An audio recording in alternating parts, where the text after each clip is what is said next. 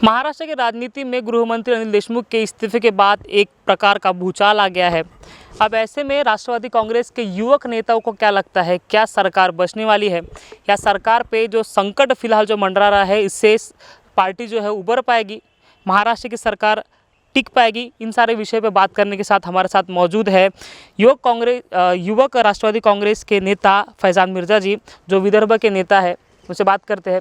Sir, क्या लगता है जो फिलहाल राष्ट्रवादी पे संकट छाया है, सरकार पर संकट छाया है, क्या उबर पाएंगी सरकार? फिलहाल तो अभी सरकार पर कोई संकट है नहीं और ना होगा। राष्ट्रवादी कांग्रेस हमेशा महाराष्ट्र के भले के लिए काम करती आई है और आगे भी करती रहेगी। और रहा सवाल अनिल देशमुख जी के इस्तीफे का, तो ये इस्तीफ़ा सिर्फ नैतिकता के आधार पर उन्होंने दिया है। ये किसी द्वारा मांगा इस्तीफ़ा नहीं था, ये अनिल देशमुख जी ने खुद नैतिकता के आधार पर दिया हुआ इस्तीफ़ा था। इसका ये मतलब है और ये अर्थ है कि महाराष्ट्र की सरकार लोकतंत्र की इज्जत करती है और लोकतंत्र के साथ में काम करती है, लोकतंत्र की भलाई के लिए काम करती है। नहीं, अगर नैतिकता के आधार पर ही देना था तो जब इंक्वायरी बैठी तभी क्यों नहीं दिया? जब कोर्ट ने बोला तब इस्तीफ़ा क्यों दिया? जब इंक्वायरी बैठी उस वक्त इस्तीफ़ा इसीलिए नहीं दिया गया क्योंकि उस वक्त उनके द्वारा और राष्ट्रवादी कांग्रेस पार्टी के द्वारा महाराष्ट्र के अंदर एक अच्छे तरीके से इन्वेस्टिगेशन महाराष्ट्र सरकार करना चाहती थी। लेकिन जब कोर्ट का ठपका सीबीआई की इंक्वायरी पर गया तो उसी वक्त गृह मंत्री जी ने इस्तीफ़ा इसलिए दिया कहीं उन पर ये आरोप ना लगे कि ये जांच को प्रभावित कर रहे हैं। देखिए, जांच में तो सब निर्दोष ही होगा, ये हमें पता है। और अगर कहीं पर भी हमारे गृह मंत्री जी का कुछ कसूर होता तो वो खुद जांच के लिए मुख्यमंत्री जी को ना कहते।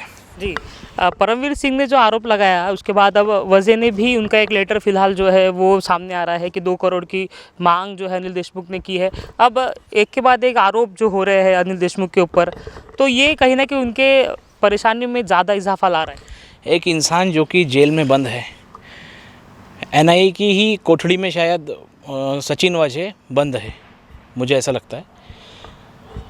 तो एक जेल में बंद इंसान को डरा धमका कर या कुछ भी उन पर प्रेशराइज़ करके किसी भी तरह का बयान लेकर अगर कोई किसी पर भी इंटरोगेशन करेगा तो मुझे नहीं लगता कि ये सही बात है। तो जो फिलहाल जो सिनारियो दिखाई दे रहा है महाराष्ट्र के राजनीति का, भूचाल तो राष्ट्रवादी की ही तरफ से आया है कि उनके अनिल देशमुख का इस्तीफ़ा हो गया है। क्या लगता है अभी जो ऑपरेशन लोटस की बात कर रहे हैं तो वो सक्सेसफुल हो जाएंगे और राष्ट्रवादी कांग्रेस कहीं ना कहीं जो है पीछे दिखती नज़र आ रही है? ऑपरेशन लोटस की ही वजह से तो ये सिनेरियो नहीं क्रिएट किया गया है, शायद मुझे ऐसा लगता है। अगर ये ऑपरेशन लोटस बता रहे हैं, देखिए ऑपरेशन लोटस वहाँ हुआ जहाँ पर ईंटें कमज़ोर थी। राष्ट्रवादी कांग्रेस की दीवार की ईंटें भी मजबूत है और बुनियाद भी मजबूत है। राष्ट्रवादी कांग्रेस की बुनियाद मजबूत है, लेकिन तीन पार्टी की सरकार है और 3 चक्के पे चल रही है, डगमगाती ही भी दिखाई दे रही है। कभी कांग्रेस शिवसेना का विरोध कर रही है, शिवसेना कांग्रेस का विरोध कर रही है, राष्ट्रवादी कांग्रेस का विरोध कर रही है। ऐसे में सरकार अस्थायी दिखाई दे रही है। एक घर में अगर 3 भाई एक साथ रहते हैं तो कभी कभी लड़ते हैं, इसका ये मतलब नहीं है कि भाई जुदा हो जाएंगे।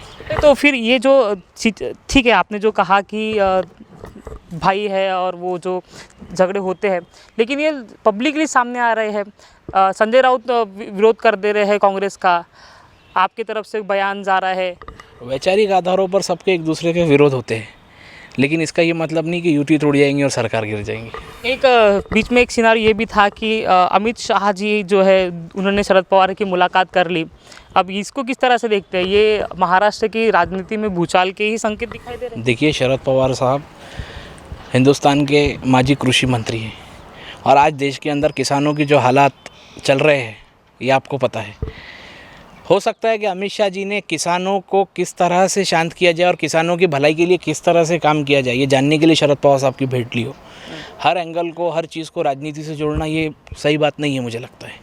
गृह मंत्री के ऊपर ही सवाल खड़े हो रहे हैं कि उगाही के 100 करोड़ के उगाही का आरोप उनके ऊपर लगा है। एक बड़ा आरोप है। ये आरोप से बरी हो जाएंगे या फिर कहीं ना कहीं अब जो है राष्ट्रवादी को इसका भुगतान करना पड़ेगा? देखिए, ये आरोप से बरी होना ना होना ये अलग बात है। आरोप तो लगते रहते हैं। अभी मुझे बताइए, कुछ साल पहले सुप्रीम कोर्ट के 3 न्यायमूर्तियों ने ये कहा था कि देश का न्यायिक हिस्सा, जो न्यायिक ढांचा है वो कमज़ोर है, वो खतरे में है और central government and the political thing is political peoples are interfering in the judicial system of country. ये मेरे ख्याल से अभी कुछ साल पहले ही 3 जजेस, जिसमें रंजन गोगोई जो देश के माजी सर न्यायाधीश थे, उन्होंने भी ये कहा था। तो उस वक्त क्या नरेंद्र मोदी जी का इस्तीफ़ा लिया गया था? उस पर कोई जांच कमीशन बिठाई गई थी? नहीं। मुझे नहीं लगता कि इस विषय पर अनिल देशमुख जी के ऊपर कोई भी आरोप किया जाना चाहिए, क्योंकि ये सिर्फ आरोप लगे हैं, अभी कोई सबूत नहीं मिला है। अगर आरोपों के बुनियादों पर इस्तीफे होने लग गए तो फिर इस्तीफे का दौर तो दिल्ली से शुरू किया जाना चाहिए। राजनीति से थोड़ा हटके बात करते हैं कोरोना की, जो स्थिति फिलहाल महाराष्ट्र में दिखाई दे रही है। लगातार जो है कोरोना के केसेस नागपुर में बढ़ रहे हैं, महाराष्ट्र में बढ़ रहे हैं। देश में सबसे ज़्यादा अगर कोई संक्रमित है राष्ट्र है तो महाराष्ट्र है। तो इसको भी टैकल करने के लिए कहीं ना कहीं सरकार कम दिखाई दे रही है, ऐसा आरोप किया जा रहा है। Corona is a natural disaster और प्रकृति के आगे किसी का बस नहीं चलता। अगर प्रकृति के आगे सबका बस चलता तो मेरे ख्याल से तो फिर देश में ही कोरोना नहीं आना चाहिए था। जिस वक्त नमस्ते ट्रंप कैंपेन देश के अंदर चलाया गया नरेंद्र मोदी जी द्वारा और केंद्र सरकार द्वारा, उसी वक्त तो कोरोना शुरू हो गया था। उस वक्त तो कोरोना घुट के मर गया होगा इतनी गर्दी देखकर।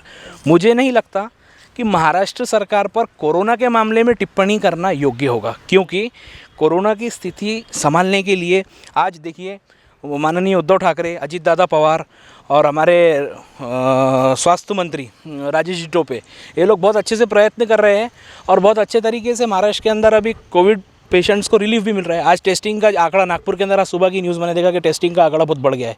तो ये बहुत अच्छी बात है। मुझे नहीं लगता कि कोरोना के मामले में कुछ बोलना चाहिए। हाँ, महाराष्ट्र सरकार की एक मांग ज़रूर है कि 25 साल से शुरुआती उम्र वालों को, 25 साल की उम्र से के लोगों को भी वैक्सीनेशन के इसमें लाया जाए, सीमा में लाया जाए। तो केंद्र सरकार ने इसमें कुछ दखल देकर महाराष्ट्र सरकार की मदद करनी चाहिए, ना कि राजनीति करनी चाहिए। लोगों की जान पर कब तक राजनीति करेंगी केंद्र सरकार? महाराष्ट्र सरकार तो लोगों का भला ही चाहती है।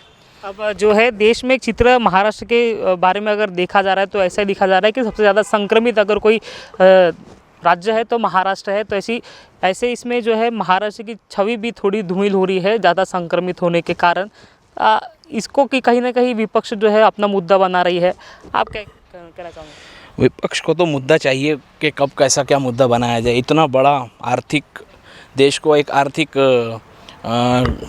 टैक्स और आर्थिक मदद देने वाला राज्य महाराष्ट्र बीजेपी के हाथ से निकल गया है। इसीलिए बीजेपी की हालत ऐसी है कि किसी अन्य बिल्ली खंभा नोचे, तो किसी भी चीज़ को मुद्दा बना रही है। एक वक्त ऐसा आएगा कि मुद्दे ढूंढ कर बीजेपी खुद ही महाराष्ट्र से ख़त्म हो जाएगी। जी, मेरा आखिरी सवाल ये है कि अब जो सिचुएशन महाराष्ट्र में दिखाई दे रही है, गृह मंत्री का इस्तीफा हो गया, अभी फिलहाल जो संकट महाराष्ट्र में राजनीति में दिखाई दे रहा है, तो क्या यहाँ से उबर पाएगी या फिर सत्ता परिवर्तन की ओर जा रहा है?